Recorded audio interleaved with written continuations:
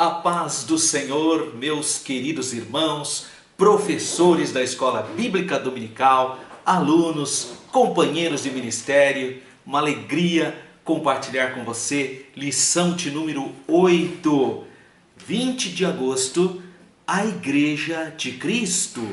E o nosso textuário, que textuário maravilhoso! Olha só, meus irmãos, Mateus capítulo 18, versículo 20. Porque onde estiverem 2 ou 3 reunidos em meu nome, aí estou eu no meio deles. Que textuário maravilhoso, não é? E a nossa verdade prática declara: cremos na igreja, que é o corpo de Cristo, una, santa e universal assembleia dos fiéis, remidos de todas as eras e todos os lugares. Graças a Deus. Deixa eu falar um pouquinho para você sobre esse textuário que eu particularmente aprecio demais. Esse é o quórum cristão. E sabe, deixa eu dar um testemunho para você. Toda terça-feira eu separei para ser o dia da minha família. Então, claro que a gente durante o dia trabalha, chega à noite, reúne a família. Então tem eu, minha esposa e 2 filhinhas. O que a gente faz? Primeira coisa, a gente faz um culto doméstico. Toda terça-feira. Canta os hinos da harpa, lê a palavra de Deus, oramos, tiramos a oferta, oramos pelas missões, depois eu ministro uma palavra, deixo elas também participarem. É o nosso culto doméstico. Por quê? Porque aqui tem uma palavra extraordinária que diz: onde tiver 2 ou 3, o culto, o quórum do culto cristão é 2 ou 3, irmãos. Olha que coisa linda! E eu louvo a Deus porque eu posso fazer esse culto na minha casa, porque sou eu, minha esposa e mais 2 filhinhas, então tem quórum e a gente pode louvar a Deus. Mas não era assim antigamente. Sabe qual era o quórum do culto no Antigo Testamento e na tradição judaica? 10 homens. Mulher não vale. Olha só, tinha que ser 10 homens. Mas de onde inventaram isso, professor Alberto? Lá em Gênesis capítulo 18. O que tem lá? Gênesis capítulo 18. Abraão intercede junto a Deus pelos homens daquela cidade pecaminosa de Sodoma e Gomorra, por causa do seu sobrinho Ló. E a palavra de Deus diz que o Senhor então começa a ter um diálogo com Abraão. Destruirá os justos com o ímpio? É a pergunta. E ele fala, Abraão então fala: se porventura, isso é Abraão falando, se porventura 50 justos na cidade, destruirás ainda assim e não pouparás o lugar, por amor dos 50 justos que nela se encontram? E aí o Senhor fala: não a destruirá, não destruirei se tiver 50 justos. Aí Abraão falou: bom, então não tem 50 justos, né? Ele achou que tinha, né? Por causa da família de Ló, da esposa, dos filhos, dos agregados, mas não tinha. Bom, aí lá no versículo 28 ele abaixa 5, ele fala, se o Senhor tira 5, na hipótese de faltarem 5 para 50 justos, destruirá por isso a cidade? Aí ele respondeu: não a destruirei, se eu achar ali 45. Então não tinha 45 justos. Bom, aí Abraão então, e aqui está aparecendo um comerciante judeu abaixando o preço, né? Aí Abraão diz aqui no versículo 29, e se porventura houver ali 40? 40. E o Senhor responde: não a destruirei por amor dos 40. Aí no capítulo 18, versículo 30, ele insistiu: no ir o Senhor, falarei ainda, e se houver porventura ali 30? E o Senhor de Deus respondeu: não a destruirei por amor dos 30. Então não tinha 30. Bom, aí Abraão, continuou Abraão, eis que me atrevi a falar, porque ele já está vendo, está ficando sem graça, né? Começou no 50, já está no 30. Falou: ai meu Deus do céu, eis que me atrevi a falar ao Senhor, se porventura houver ali 20. E o Senhor diz: não a destruirei por amor dos 20, porque não tinha 20 justos. Aí no versículo 32, disse ainda Abraão: não se ire, Senhor, se lhe falo somente mais, eu vou encerrar a oração, meu Deus, tenha misericórdia, eu vou acabar agora a oração. Se porventura houver ali 10, e o Senhor respondeu: não destruirei por amor dos 10. Não havia 10 justos. E por causa disso, então, para começar o culto na sinagoga, tem que ter 10 homens justos. Esse é o quórum no judaísmo. E olha, 10 homens. Não vale se tiver 50 mulheres e um homem, não vale. Tem que ter 10 homens. E Jesus, o que ele fez? Jesus arrebentou esse conceito com o nosso textuário. Sabe o que Jesus diz? Porque onde estiver 2 ou 3, não importa se é homem, se é mulher, se é criança, onde tiver 2 ou 3 reunidos no meu nome, ali ou aí estou eu no meio deles. Graças a Deus. Olha que textuário maravilhoso, meu irmão, para você compartilhar com a sua classe. Muito bem, vamos então para o objetivo da nossa lição. Objetivo geral: mostrar a igreja como corpo de Cristo e os elementos que a identificam. E você tem 3 objetivos específicos. O primeiro, apresentar o significado da palavra igreja e os seus desdobramentos. 2, explicar os elementos que identificam a igreja. E finalmente, 3, conscientizar os crentes de que eles são membros do corpo de Cristo. Graças a Deus. Então, é muito importante essa lição, porque é natural que as pessoas confundam igreja, corpo de Cristo, com as denominações, instituições e edifícios, etc. Então é muito importante essa lição, porque nós vamos definir então os termos. E o primeiro tópico inicia falando sobre a comunidade dos fiéis. E aí nós vamos no subtópico 1, etimologia. Da onde surgiu essa palavra igreja? A palavra igreja vem da palavra grega eklesia. Eclesia literalmente significa chamado para fora ou fora de. Vem do verbo grego ekaleo, que significa então chamar, convocar. Aí ele vai explicar que aparece 2 vezes na Septuaginta, que é aquela tradução do Antigo Testamento, feito mais ou menos 200 anos antes de Jesus. Segundo a tradição, 72 rabinos em 70 dias teriam traduzido do hebraico para o grego, a pedido do rei Ptolomeu Filadelfo. E então estou falando dessa tradução, aparece 2 vezes essa ideia. Agora ela aparece em várias perspectivas.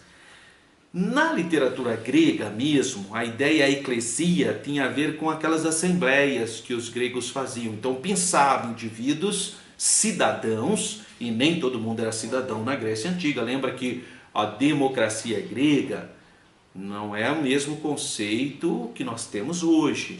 A democracia, quem era parte desse governo do demos ou do povo, eram pessoas livres, cidadãos com direitos. Então os escravos estavam excluídos, o estrangeiro estava excluído, etc. E então desse demos eles tiravam um grupo de pessoas para representá-los. Então eclesia, tirava para fora. Essa era a ideia então. E por isso que no subtópico 2 fala sobre a Assembleia dos Cidadãos. E aí vai explicando então os termos para a ideia do Antigo Testamento e para a ideia grega. E ele cita aqui inclusive a ideia da Assembleia dos Cidadãos em Atenas, que eu acabei de explicar. É importante entender que igreja, então, é essa comunidade dos fiéis, pessoas que foram chamadas para fora do mundo, para fora do pecado, para viver uma vida de santidade, de comunhão com Deus. É uma comunidade de cidadãos, mas é uma comunidade celestial.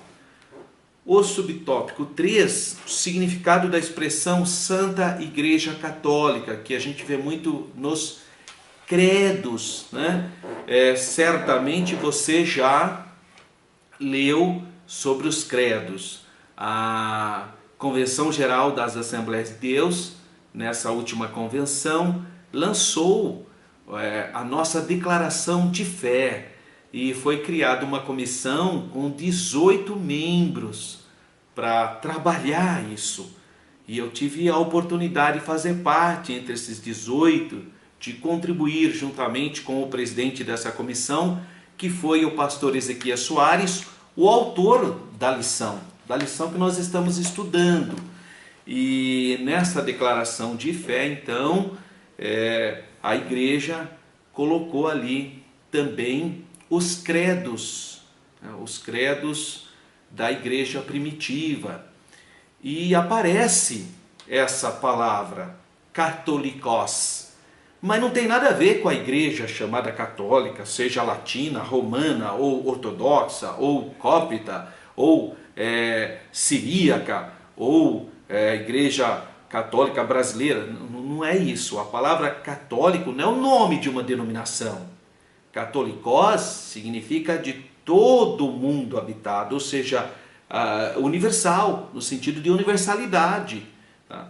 Então, por isso que é importante nós explicarmos, porque às vezes o irmão, na simplicidade, principalmente você é professor, você sabe, mas aqueles irmãos simples, aí lê lá a palavra, cremos na igreja santa, una, católica e apostólica. Você fala, mas aqui está falando uma igreja católica. Não está falando na igreja católica, aquela seja a de Roma, seja a ortodoxa, seja a Armênia. Existe um monte de igreja católica, viu, irmãos? Se você não sabe, porque a gente nasceu aqui no Ocidente, no Brasil, e a maior parte das pessoas conhece a igreja católica apostólica romana ou a igreja católica brasileira. Mas existe um monte de igreja católica, principalmente no Oriente.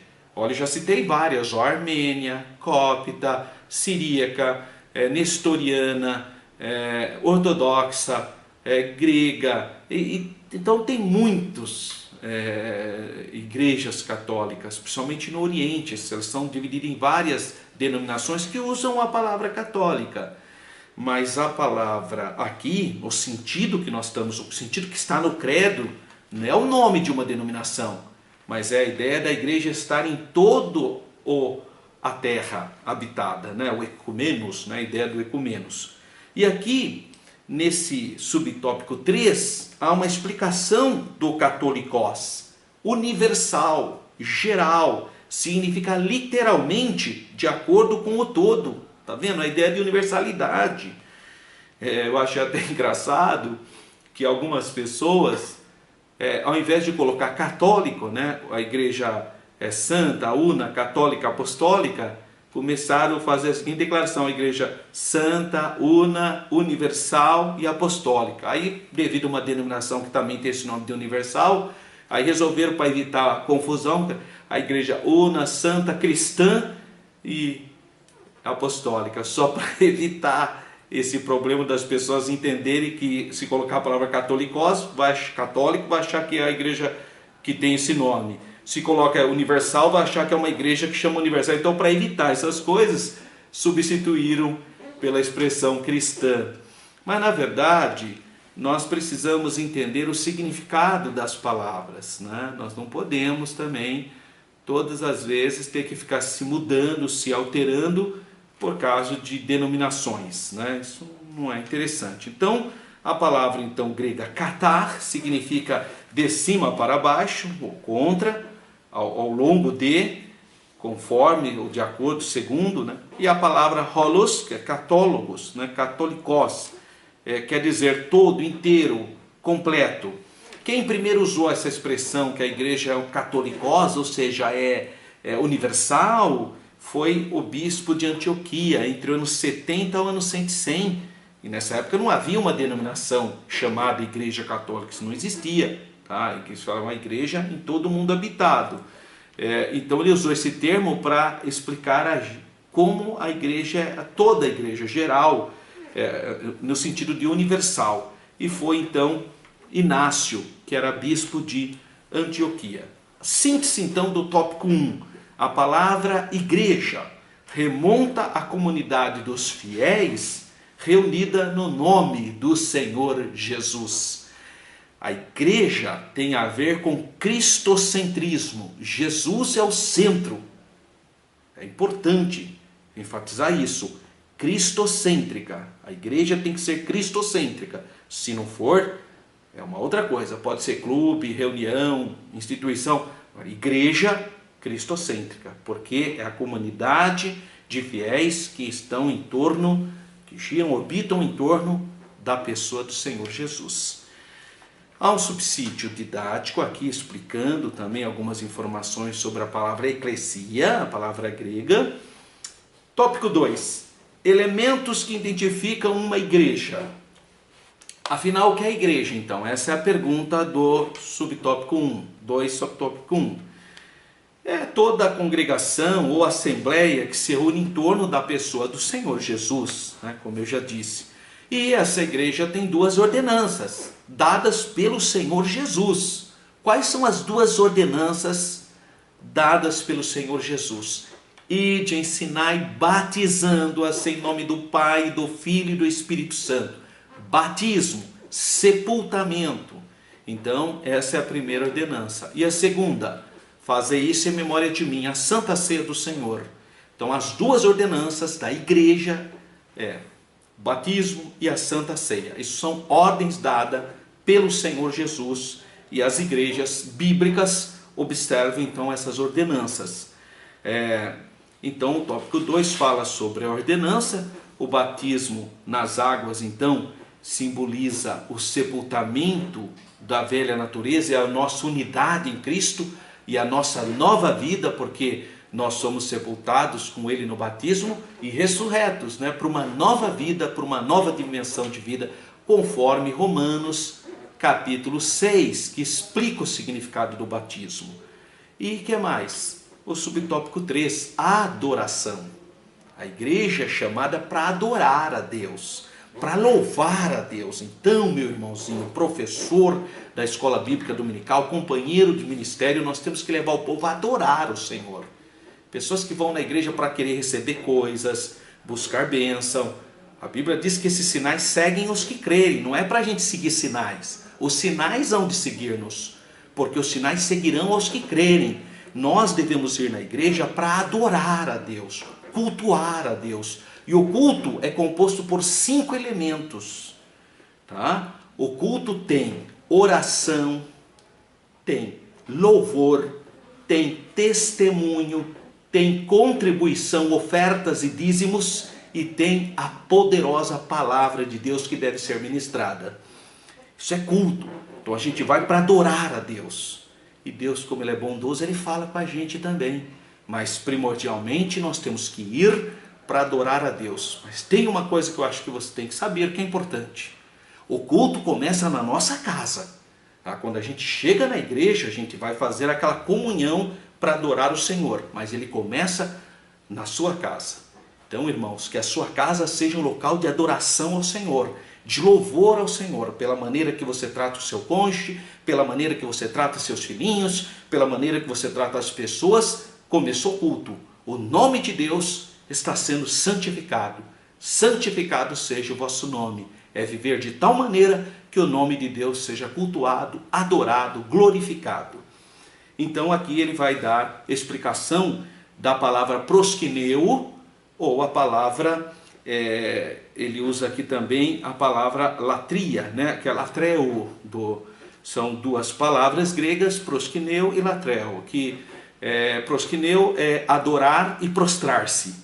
E latreo é adorar, nessa perspectiva de servir, adorar.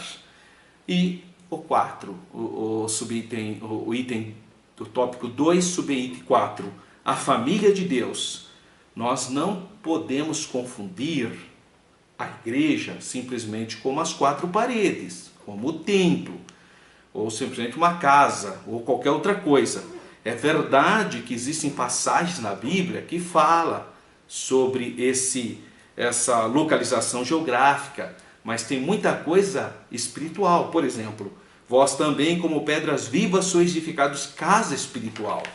Então tem que estar atento para isso. Quando a Bíblia fala de casa, ela está usando uma metáfora, porque ela está apontando para a família. A casa tem a ver com família, não é? Então, igreja é templo espiritual de Deus. Por isso que nós chamamos de irmãos aqueles que se convertem a Cristo, porque nós somos uma família, a família de Deus. E síntese então do tópico 2, as ordenanças, batismo e santa ceia do Senhor, adoração e a reunião de pessoas são elementos que identificam a igreja do Senhor. Você tem o subsídio 2, que ele é muito interessante, fala sobre a igreja, lugar de soluções. Então você lê com cuidado esse subsídio teológico 2. E entramos então no tópico de número 3. Coisa maravilhosa, o corpo de Cristo. E 3.1, o corpo e os seus membros. Então agora vem aquela leitura de Efésios 1, 22 e 23, que fala a igreja como o corpo místico do Senhor Jesus, né? E ele fala, o corpo é um e tem muitos membros, e todos os membros, sendo muitos, são um só corpo, né? É a palavrinha errada de novo, né? Aquela palavrinha hebraica que fala da unidade composta, né? É um, mas tem muitas pessoas, então é uma unidade composta. 2, a morada de Deus. Essa percepção é antiga, o povo de Israel tinha, porque o templo de Deus de Jerusalém era visto como uma morada de Deus, a presença de Deus, né? E hoje, onde que está a glória de Deus? Está em você, que é o templo do Espírito de Deus. Olha que coisa linda! E eu falei já sobre essa questão do templo, que nós somos o templo do Espírito Santo. Já teve uma lição, que é um texto áureo, que abordou essa temática, né? Então, as pessoas têm aquela ideia do templo, e lá dentro do templo o local santo, e dentro do local santo o local santo dos santos, ou seja, o local mais sagrado dos sagrados. E a Bíblia diz que você é esse local. Glória a Deus, que lindo, né? Você é o templo do Espírito Santo e Deus habita nesse local santo, que você permite Deus fazer essa obra tão bonita. Jesus fala, né? Quem me ama, eu e meu Pai e viremos a Ele e faremos nele morada. Quem me ama, meu Pai também o ama, e eu e meu Pai viremos até Ele e faremos nele morada. Então, nós somos o templo, somos a morada de Deus. E o último subtópico é o 3, somos membros do corpo. Um só corpo, né? Um só espírito, uma só fé. Fomos batizados nessa ideia, né? de fazermos parte desse corpo maravilhoso. Aqui é uma posição muito interessante do grande teólogo, talvez o maior teólogo pentecostal, que é o Stanley Horton, né? Ele fala sobre esse status da igreja, mas o apóstolo explica, ele diz assim, formando um corpo, quer judeus, quer gregos, quer servos, quer livres, e todos temos bebido de um espírito, 1 Coríntios 12, 13b. Então a ilustração do corpo humano com a igreja nesses versículos é muito interessante, é para mostrar a unidade e a diversidade dentro do corpo, 1 Coríntios 12, 21. Assim como o nosso corpo é um corpo só, mas tem mão, tem dedos, tem cabeça, tem ouvidos, assim também é o corpo, ou seja, a igreja. E a síntese do tópico 3, a igreja é o corpo de Cristo na terra, a morada do Deus Altíssimo. Olha que privilégio! É só Jesus que pode fazer isso mesmo, irmão. Por quê? Porque na antiguidade o templo era a casa de Deus, mas as mulheres não podiam entrar. Elas tinham o pátio das mulheres, elas eram segregadas. Viu, irmã? Você que é professora, a irmã que é esposa de pastor, a irmã que é uma regente de coral, dirigente dos tipos de oração, esse privilégio que você tem, na antiguidade você não podia ter não. Você ficava lá no pátio das mulheres. Só entrava mesmo homem purificado, entrava lá para adorar a Deus. E no Santo dos Santos, aí sem chance, aí só entrava o sumo sacerdote uma vez por ano, o dia do Yom Kippur. Mas a boa notícia, e eu encerro essa lição com essa boa notícia, quando o Senhor Jesus morreu na cruz do Calvário, o véu do templo se rasgou de alto a baixo, dando acesso a todos nós ao Santo dos Santos. Homens, mulheres, crianças, anciãos, todos são lavados pelo sangue de Jesus e podem entrar adorando a Deus, porque agora nós somos morada de Deus. Que Deus continue abençoando ricamente a sua vida. Consideração final. Diante do exposto, então, chegamos à seguinte inferência ou conclusão. Deus estabeleceu a sua morada primeiramente no tabernáculo e depois no templo, historicamente, consagrados a Ele. Os que, da mesma forma, o Espírito Santo também estabeleceu a sua habitação no corpo do crente, no corpo do cristão. Então, entre gentios e judeus, o Senhor Jesus formou um novo povo, 1 Coríntios 10:32. De modo que o gentio deixa de ser gentio quando se converte ao Evangelho de Cristo. E a missão principal da igreja é adorar a Deus e propagar o Evangelho a todas as nações. Deus continue abençoando você, professor, você, irmão, e eu quero convidá-lo, tá? Para você entrar no nosso site, que é www.professoralberto.com.br. Tem um monte de material lá para você, tá? Você pode usufruir desse material. E se você puder, se você tiver condições, você é o meu convidado para participar da nossa aula de formação continuidade. As aulas são gratuitas, vocês são muito bem-vindos. O pastor Paulo Freire, que é o nosso pastor presidente, convida você, tá? Para participar dessas aulas abençoadas. Assembleia de Deus, Ministério Belém, Campinas, Rua Pastor Cícero Canuto de Lima, número 160, Parque Itália, Campinas, São Paulo. Você é o nosso convidado. E eu peço para você divulgar esse vídeo, tá? Ajuda a divulgação desse vídeo para que um maior número de pessoas tenham também a oportunidade de receber essas informações. Que Deus continue abençoando a sua vida. Fica na paz do Senhor.